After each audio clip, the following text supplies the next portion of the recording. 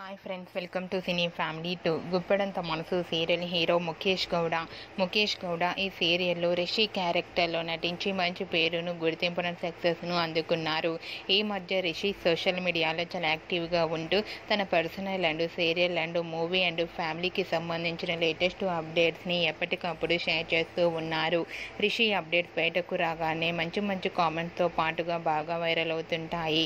అయితే రీసెంట్గా గుప్పెడంత మనసు సీరియల్ హీరో రిషి తన రియల్ లైఫ్ లేటెస్ట్ ఫొటోస్ను షేర్ చేశారు.